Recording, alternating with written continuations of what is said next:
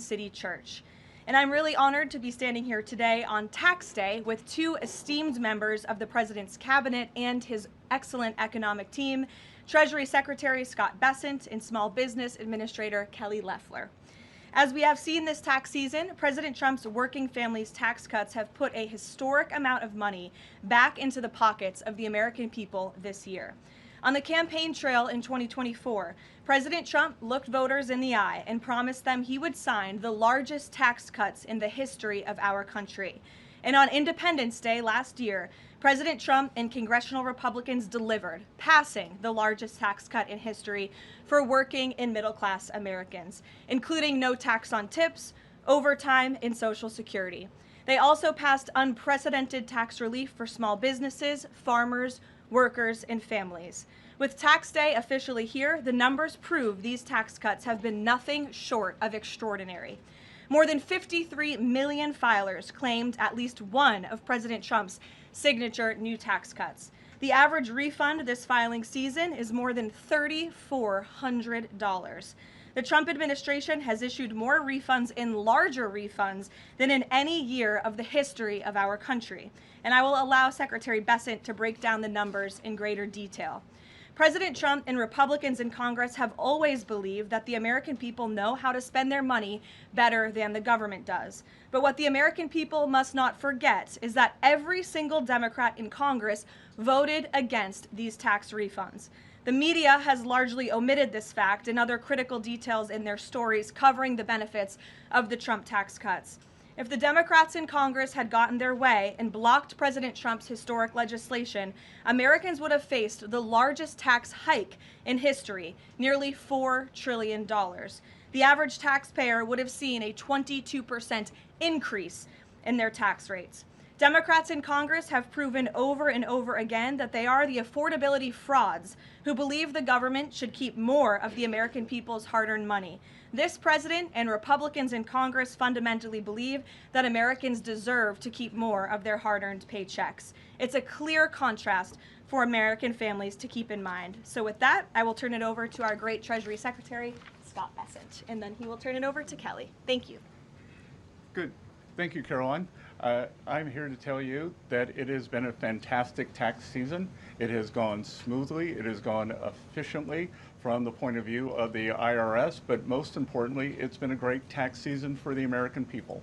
Thanks to promises made, promises kept, through the working families tax cuts, the President has delivered the record refunds to the American people. More than 45% of the filers of the returns that we have seen have had at least one of the four President's signature policies: no tax on tips, no tax on overtime, the deductions for our great seniors, and the deductibility of interest on auto loans for American-made cars. And I will tell you that the biggest, one of those that Americans have taken is no tax on overtime. And it's the American way. If you want to work longer hours, you get to keep more of your money. And with that, we are seeing, I want to encourage everyone out there watching today to change their withholding if they haven't already done so, because if you change your withholding, then you will get an automatic real wage increase on a weekly or a monthly basis, and you will be able to keep more of your money this calendar year. So with that, we have also seen with the Trump accounts, we have had 5 million families file for Trump accounts for their children. 1.2 million of those are eligible for the $1,000 seed bonus. So we look forward to that picking up more and more. For those of you who haven't done it, it's easy to remember, Form 4547. You can do it while you're filing your taxes. You can do it at any point during the year. We think this is going to be transformational in terms of financial literacy. This is Financial Literacy Month, and at Treasury and all over the administration, we are working with the American people, with American families, not only to give them more of their money, but to show them how to invest it in a safe, smart, and sound way. So with that, I will turn it over to Kelly. Great. Thank you, Scott. And Good afternoon, everyone. Excited to be here on Tax Day, important day for small business because small business and their employees have real relief thanks to President Trump's working family tax cuts. As Administrator of the U.S. Small Business Administration, it is my great honor to serve our great President as the cabinet-level voice for America's 36 million small businesses. President Trump is right. Small business is big business.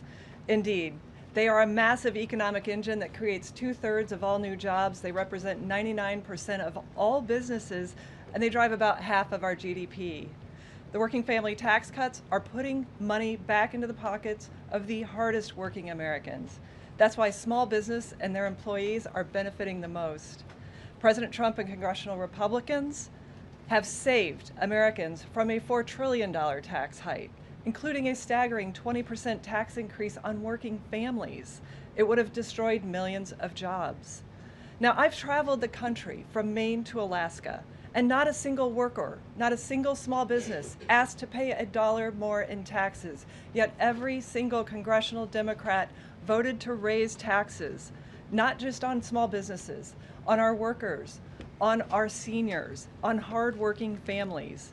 Thankfully, Republicans united behind common sense policy of letting Americans, not Washington bureaucrats or fraudsters, keep more of what they earn. Now, so far, as you've just heard, 12 million small businesses have an average tax saving of $7,000. The 20% small business pass-through deduction is now permanent, offering them certainty to plan for the future and the rocket fuel to create 1 million new jobs. Eric Williams at Prince Manufacturing in rural Georgia, he specializes in fabrication and machining. This year, he's reinvesting his tax savings to hire 500 new employees. The provisions for 100% expensing of equipment, expansion, and R&D are also growing production to help us reclaim industrial dominance. At Blue Patriot Fab, which I visited this week in Omaha, the owners highlighted one of their newest buildings, and they call it the Big Beautiful Building because the tax cuts helped them build it. Made in America is back, and that's why the America worker is winning too. No tax on tips and overtime means that millions of employees are now rewarded, not punished, for working more. And it's already benefited, as you just heard, 31 million taxpayers. In Baltimore, John and Tony Minidakis are proud second-generation owners of Jimmy's Seafood. Now, with no tax on tips and overtime, their 200 employees know that coming into work means going home with more pay. And Wade, a CNC machinist that I met at Lehigh Valley Plastics in Pennsylvania, said he routinely takes on extra shifts, and now the tax cuts reward his extra effort. And the benefits aren't just for tax season. As you've heard, the Trump accounts are connecting young people from birth to the power of our free enterprise system. With 529 savings accounts and Workforce Pell for trade schools, we're now training the next generation of skilled workers to fill millions of open jobs at small businesses. So in closing, America is open for business again. Yet every Democrat voted no on the very tax relief that is restoring Main Street, that is putting more money back into the pockets of hardworking families. Small businesses are rebounding from years of Biden inflation, decades of unfair trade, and massive regulatory overreach. But thanks to President Trump's tax cuts, they now talk about expansion, hiring plans, and generational opportunity. This is America First in action. Lower taxes, rising wages, and a thriving Main Street. Now millions of Americans are getting their largest tax refund ever, and Main Street is getting historic tax relief to keep the American dream alive. Thank you. Good. And before we take questions, I want to provide some numbers for you all. So tax day statistics as of April 12th, over 53 million filers, nearly 45% claimed one of President Trump's signature tax cuts. The average tax cut for filers benefiting from one of President's new tax cuts is over $800. Over 6 million filers have claimed no tax on tips with an average deduction of $7,100. Over 25 million filers have claimed no tax on overtime with an average deduction of $3,100. Over 30 million seniors have claimed the enhanced deduction for seniors with an average deduction of $7,500, and over 1 million filers have claimed no tax on car loan interest on American cars for an average deduction of over $1,800. The average refund this filing season is over $3,400. Over 34 million families have claimed Republicans' enhanced child tax credit, which is permanently doubled and expanded by the working families tax cuts. Over 105 million filers have claimed the permanently doubled standard deduction, simplifying tax filing for millions across America. So, as much as people do not like to pay their taxes, and we saw a survey today that 70% of Americans still believe that they are overtaxed, this is a great day for the American people. Thank you, Scott and Kelly. We'll now open it up to questions. You're welcome to ask me questions or either of the great cabinet officials next to me. And we'll start, as always, with our new media seat. Mr. Posobiec, why don't you kick us off? Thank you, Caroline. Secretary Bessent, if I may, there's been this media narrative out there that while we see the data on tax refunds, that it's not good enough, that the tax season has been too soft. What is your response to this media narrative regarding the tax refunds? Look, it's been an incredible tax season. We have done more with less at the IRS, that we have moved over millions of taxpayers to digital tax accounts, and that leaves us able to service more taxpayers in person and on the phone. And as we can see, the economy was very strong.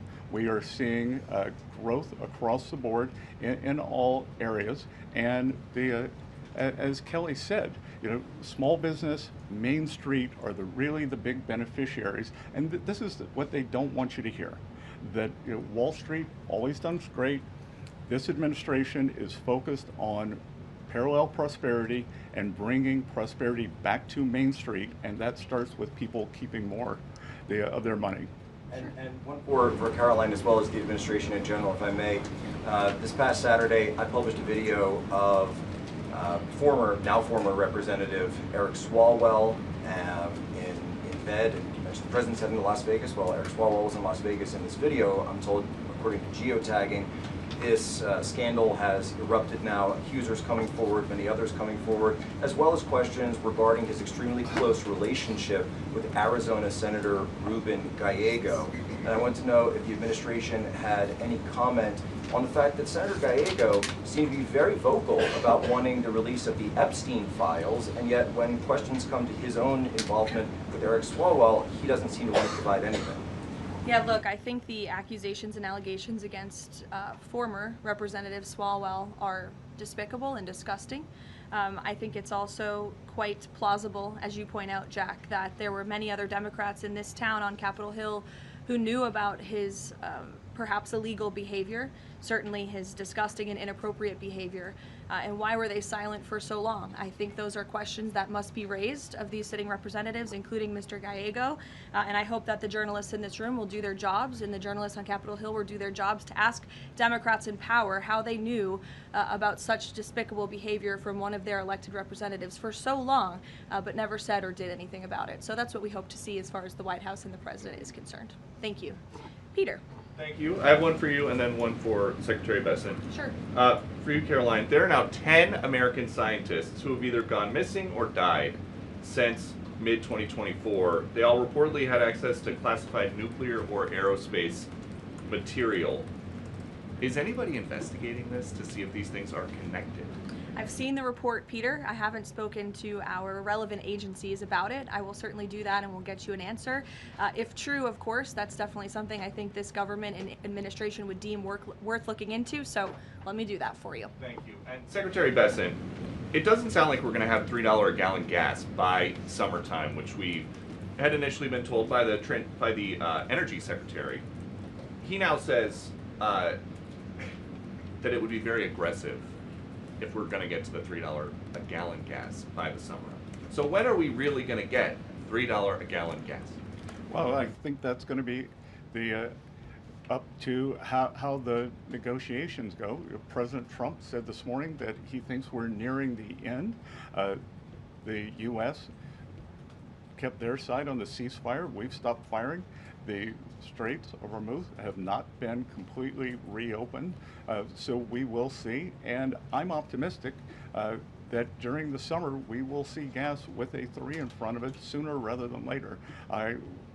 It's Bank Week here in DC, so I've been meeting with a lot of my Middle Eastern counterparts, the finance ministers, and they all say that once the straits are open, they can start pumping again within 1 week. So not by summer, like Memorial Day, but maybe by Labor Day? Again, I'm optimistic that sometime between June 20th and September 20th that we can have $3 gas again. And as I said this morning too, we are going to be watching the gas stations because they raise prices very quickly when when the crude oil prices went up. We hope they'll bring them down just as quickly as crude oil prices have come down, which they've come down substantially just in the past 10 days. Great. Sure.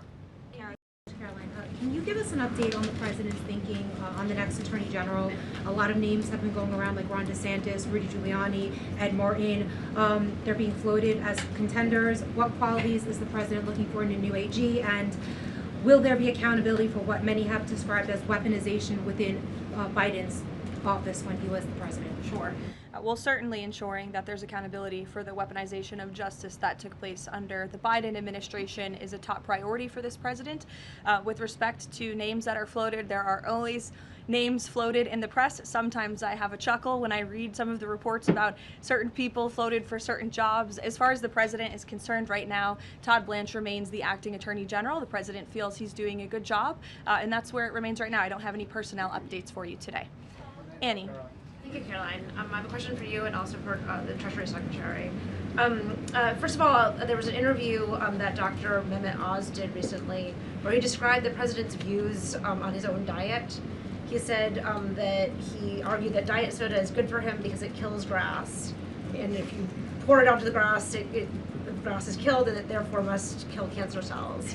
I'm wondering if you can, was this sort of an accurate description of how the president sees? Look, as we all know in this room, I think you know the president has a very good sense of humor. It's one of his most underreported characteristics, I would say. I have heard him tell this joke before. I think the Wall Street Journal should get a better sense of humor. And then another one for you. Has the president filed his taxes, and is he going to release them publicly? It's actually a very good question. I have not inquired with the president directly about his own taxes, but I'm happy to do so, and we'll get you an answer on that. Secretary Besson, I have filed my taxes.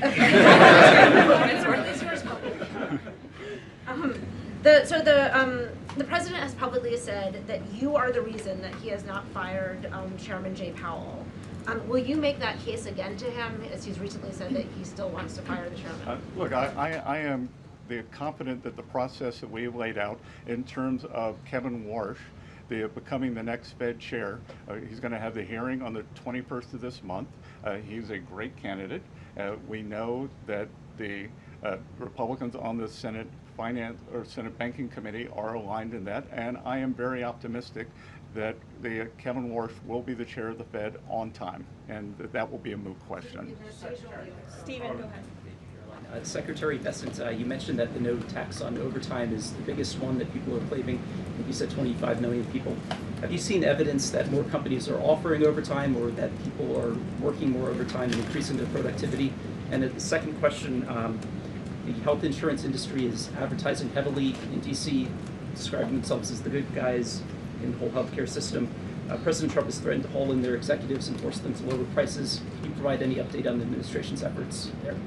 Okay, so I'll take the second one last because that's not my area. I don't wear a lot of hats here, but I am sure that the president makes his views known with corporate executives, and if that is true, then they will be hauled before him. And with overtime, as Kelly and I go out and talk to employers and workers around the country, they all want more overtime. And there was this narrative that I think over 2 million illegal aliens have either voluntarily deported or been deported, and that there would be a worker shortage. Well, what better way to fill that gap than with overtime for hardworking Americans and for them to keep more of it? Yeah, I'll just add that a great example are the factories that we see coming back thanks to 100% Made in America expensing. Coosa Steel is a great example in Rome, Georgia, where the owner was down to running one shift, 1 day a week. He's up to 2 or 3 shifts, 5 or 6 days a week. So thanks to reindustrializing this nation through our small manufacturing base, which most manufacturers in America meet the small business definition, 98% of them, we're seeing more shifts taking place, more opportunities for overtime, and then more willingness of workers to take on overtime shifts, because in the past they were penalized by the tax system for taking on overtime. Elizabeth, go ahead. Thank you. This is for Administrator Loeffler. You talked about how the One Big Beautiful Bill benefits small businesses. With small business optimism falling in March, is the administration planning on providing any additional tax relief or other resources to small businesses that have been affected by high fuel prices during their run operation? Yeah, so one data point does not a trend make, and the long-term trend under President Trump has been for small business optimism to be above its 52-year average. Under Joe Biden, small business optimism fell below that average for 34 consecutive months because small business was being crushed by regulation, massive red tape, the threat of high taxes, and all the burdens of the Green New Deal. So right now, small businesses are really in growth mode. They're planning to hire, and the optimism is very strong. If you see in the NAM survey, National Association of Manufacturers came out, their optimism is up 5 points. So I think this is temporary, and we'll get back on trend. What's the status of extending the Iran ceasefire, Caroline? Yes, so I saw some reporting, again, bad reporting this morning, that we had formally requested an extension of the ceasefire. That is not true at this moment. We remain very much engaged in these negotiations, in these talks. You heard from the Vice President directly and the President this week that these conversations are productive and ongoing, and that's where we are right now. I've also seen some reporting about the potentiality for in-person discussions again.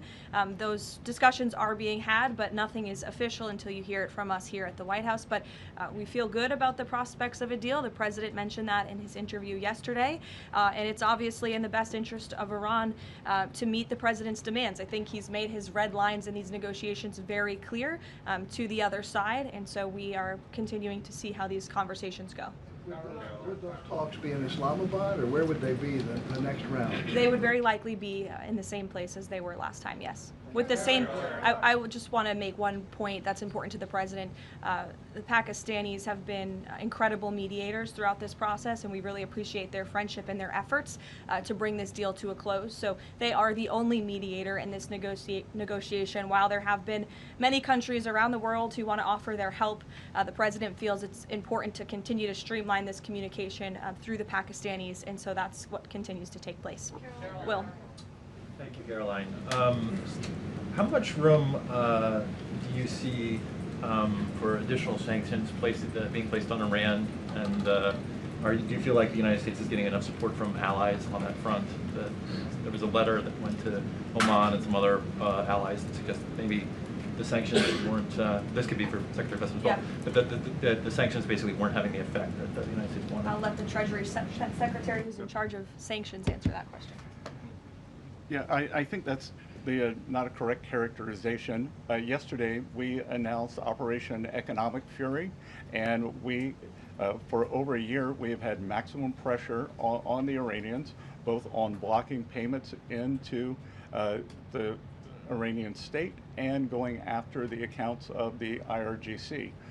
One of what may prove to be fatal mistakes that the Iranians made was bombing their GCC neighbors, and who are now willing to be much more transparent in terms of the funds or do a deeper dive in investigating the funds that are held within their banking systems. So we have pushed out to them the request that we want to freeze more funds of the leadership of the IRGC and any members of Iranian leadership. The other thing that we have done is we have told countries that if you are buying Iranian oil, that if Iranian money is sitting in your banks, we are now willing to apply secondary sanctions, which is a very stern measure, and the Iranians should know that this is going to be the financial equivalent of what we saw in the kinetic activities.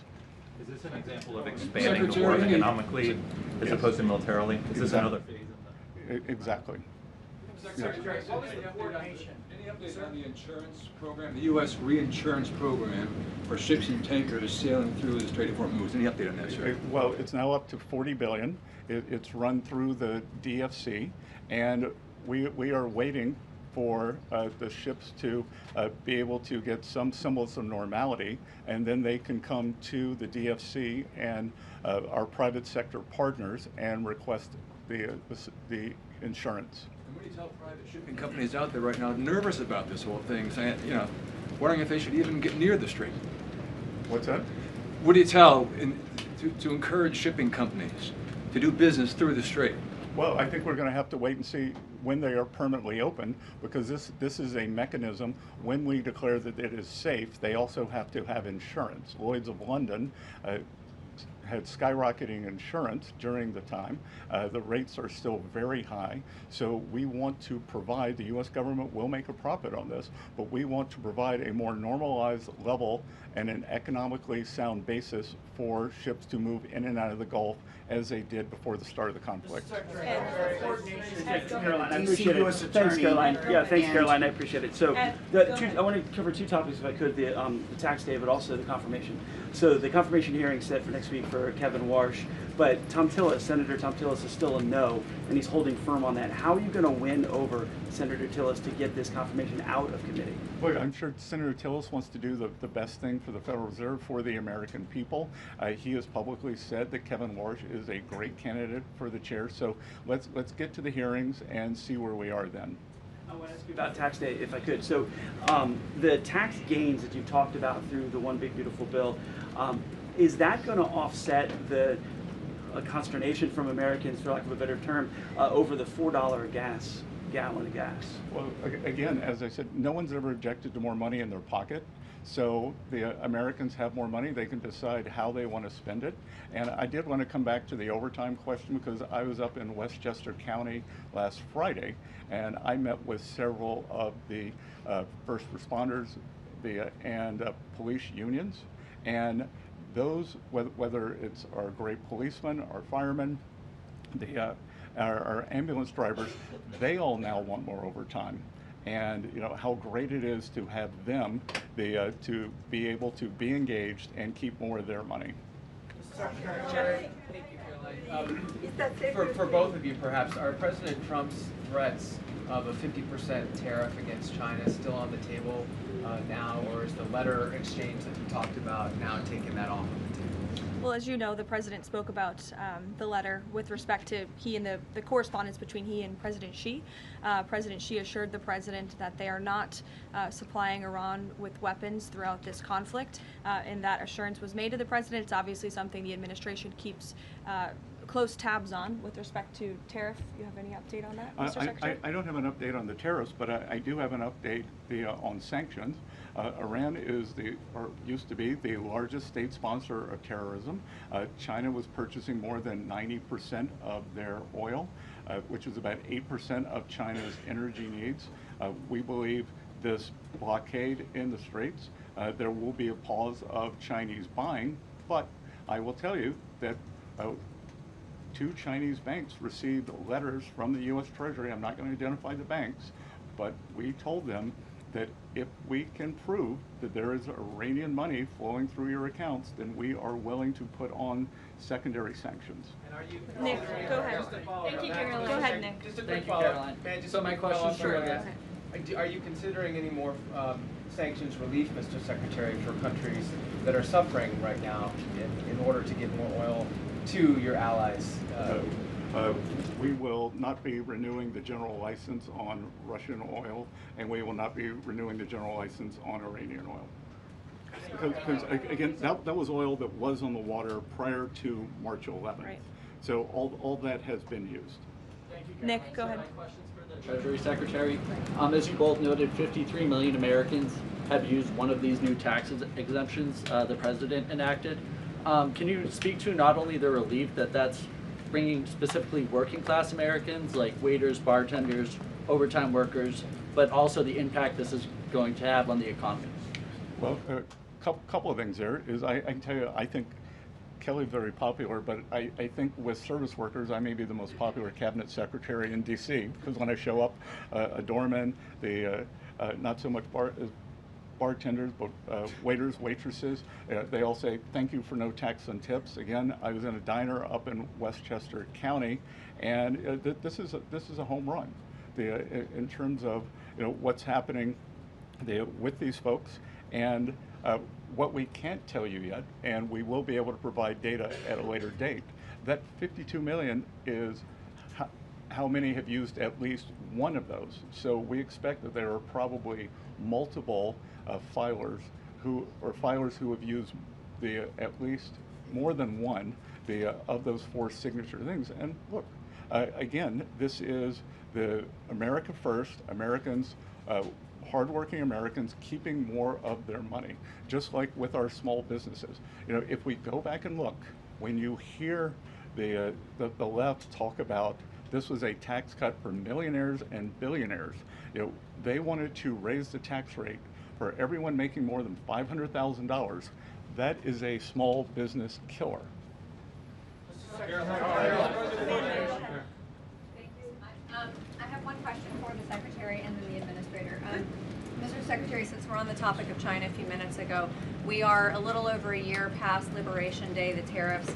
The goods trade deficit with China has dropped sharply. Are those gains sustainable, and are you worried about any retaliatory actions that could go against those gains?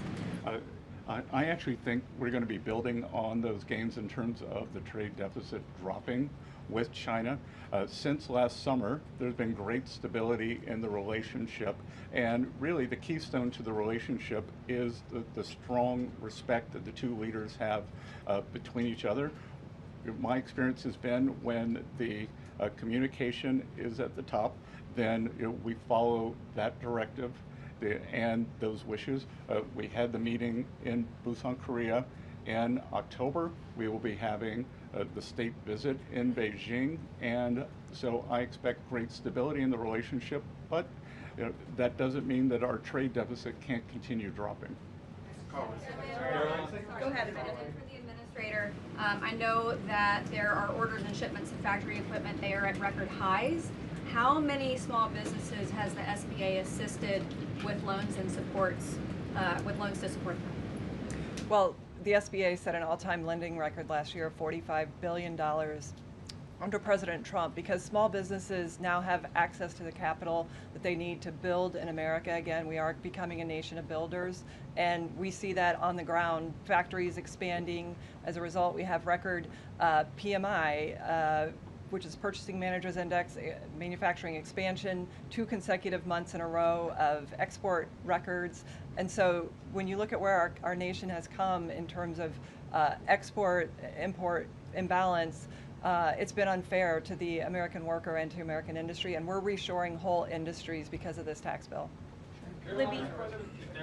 Libby, go ahead. Thank you, Caroline. I have 2 questions for you. The first one is about Iran. The second one's actually about United Airlines that I want to ask you about. So on Iran, is there a timeline for how long this blockade is going to remain in place in the Strait of Hormuz by the United States that President Trump has voiced to you or that you've heard among officials? Sure. I will never set timelines on behalf of the President of the United States, but with respect to the blockade, as you know, it has been fully implemented, and it's being enforced against vessels of all nations entering or departing Iranian ports. I want to make that point clear. I've seen some misreporting on that as well. This includes all Iranian ports on the Arabian Gulf and the Gulf of Oman. And our U.S. forces in the region are supporting the freedom of navigation for vessels that are transiting the strait to and from non-Iranian ports. So I know some in the press were confused about that. We are supporting the freedom of navigation, just not with respect to any tanker or vessel that would benefit the economy of Iran as these negotiations continue. So there was reports that the CEO of United proposed a merger with American Airlines. This would affect tens of millions of Americans. That was proposed in a meeting with President Trump. Was that a merger that he has voiced any kind of support of? It's not anything that we have a position on or anything we're commenting on. I know it's an idea that has been proposed by private industry, but it's not something the President or the White House have an opinion on or are weighing in on at this time. John, go ahead. Thanks a lot, Caroline. This is for Secretary Bessent. On Monday of next week, importers can start requesting claims for tariff refunds. And my understanding is $127 billion eligible for refunds. What's that process look like? How can a porter and an importer request such a refund going forward? That's not being run out of Treasury. We will just be the paymaster. So that's being run out of CPB. Yep. And so explain that process. I understand you're not running it. How does that process actually work? If you're an importer, you paid these tariffs, the Supreme Court found that those tariffs were illegal. What's the process for them to get back that money? Well, they would be in touch with the CPB, and I think the number you're quoting is so that's the amount who have already requested refunds. So they are already in the chute, and we'll see what the timeline is for that. Will that affect the U.S. economy, all of those refunds coming out of the U.S. Treasury? Again, we'll have to see what comes out, and we'll have to see what the companies do with them. Just to be clear, thanks to the Supreme Court, some of this money is going back to China. So is that going to affect the U.S. economy? I don't know. A question for Secretary Besson. Danny, go ahead. Secretary, you were quoted as saying in an interview earlier this week that it was worth a bit of economic pain for international security. Is that this administration's message to American voters with high gas prices that ahead of the midterms this year that it's worth the economic pain? Well, the message is the short-term volatility for long-term gain. And Danny, if I could add to that, the president's been very clear, again, as the secretary just said, this is short-term disruption for the long-term strategic goal of the United States to ensure that the world's leading state sponsor of terror cannot obtain a nuclear weapon. That's a good thing for the American people. That's a good thing for people all over the world. And as the president and his economic and energy team have repeatedly stated, as soon as the operation and now the negotiations with Iran conclude and the strait is reopened, we do expect gas prices to decrease. And thank goodness we have a president and an administration that believes in American energy dominance in bringing down prices at the pump.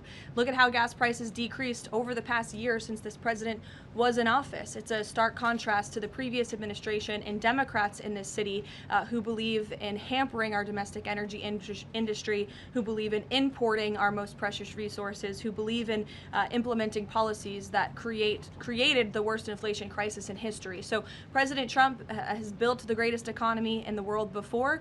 He is doing it again. Of course, we have this short-term disruption, but again, it's for the long-term strategic goal of ensuring that these terrorists cannot possess a nuclear bomb. Jennifer. For Secretary Besson, on the Russian oil, I know the sanctions waivers have expired, but how much money did Russia benefit from that temporary sanctions rules? You initially said about $2 billion. Is that? It could have been $2 billion. We don't know. But again, let's think of a different world where oil spiked to 150, and they would have made a lot more. By doing that, by pushing the Russian barrels that were already on the water, they were going to be sold, they were going to China no matter what, we pushed them to our allies, we helped stabilize the oil price, and as you can see, there were doomsday scenarios. Oil's going to 150, it's going to 200, it's going to $250. West Texas crude, for the front month delivery, is about $92 or $93 now. Thank you, everybody. I know we have two very busy cabinet secretaries with us here today. Before we do depart, just one final announcement. As you know, this year we celebrate America's 250th birthday. In honor of this historic occasion, President Trump and the Department of Interior will submit plans for the United States Triumphal Arch, which will be an architectural masterpiece to celebrate our history right here in Washington, D.C. This is a rendering of the Arch for you. Thank you, Peter.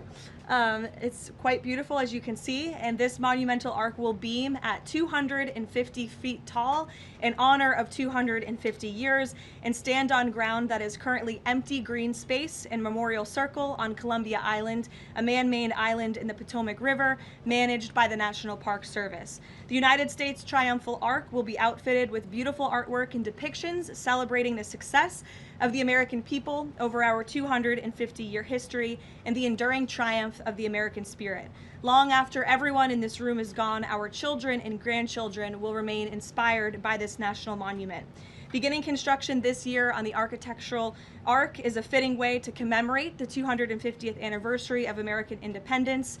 Great nations build beautiful structures that cultivate national pride and love of country, and this triumphal arc should be a project that all Americans of all political persuasions can support, because it's a monument for every American to celebrate 250 years of our nation's proud history. And again, the plans for this will be submitted tomorrow. And we'll have many more announcements with respect to our 250th anniversary in the coming months as we look forward to the 4th of July. Thank you very much, everyone. Have a great day.